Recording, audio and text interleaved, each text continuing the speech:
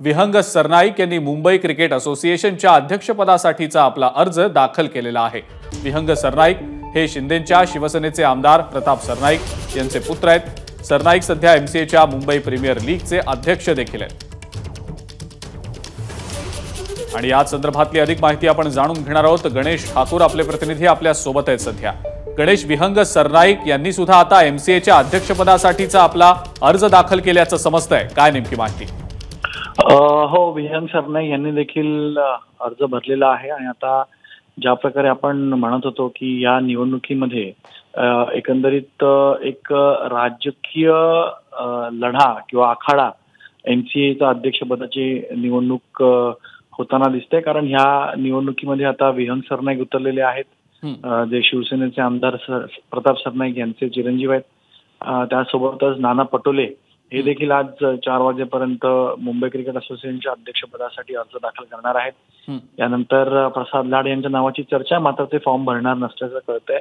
मिलिंद नार्वेकर हे इच्छुक होते, मात्र माघार घेतली। मात्र आता ज्या प्रकारे अजिंक्य नाईक विरुद्ध विहंग सरनाईक विरुद्ध नाना पटोले असा हा सामना होताना दिसतोय, ज्यामध्ये अजिंक्य नाईक हे न्यूट्रल असूनही त्यांना पॉलिटिकल बॅकिंग असल्याचं बोललं जात आहे। एकनाथ शिंदेच्या कडून प्रताप सरनाईक यांचे चिरंजीव विहंग सरनाईक निवडणुकीच्या रिंगणात उतरले असल्याचं बोललं जात आहे, तर काँग्रेसचे स्वतः प्रदेशाध्यक्ष यामध्ये आहेत। म्हणून आपण वर्षानुवर्ष पाहतोय की क्रिकेट आणि राजकारण किंवा क्रिकेट आणि राजकारणी हे समीकरण प्रत्येक निवडणुकीमध्ये पाहायला मिळतं।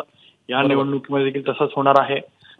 म्हणून आता या तिघांमधला हा लढा, यामध्ये कोणाला सपोर्ट मिळतो हे खूप पाहणं महत्वाचं असणार आहे। कारण शरद पवार, आशिष शेलार यांचं या क्रिकेट बोर्डमध्ये त्यांचा एक मोठा से असतो। त्यांचं समर्थन मिळाल्यावर निवडणूक जिंकणं हे सोपं पडतं। तसंच देवेंद्र फडणवीसांचंही आता एक महत्व या क्रिकेट बॉडीजमध्ये। बरोबर आहे, म्हणजे ही तिरंगी लढत आता मुंबई क्रिकेट असोसिएशनच्या अध्यक्षपदासाठी होणार असल्याचं दिसतंय। गणेश, धन्यवाद, आपण ही जी माहिती दिली त्याबद्दल।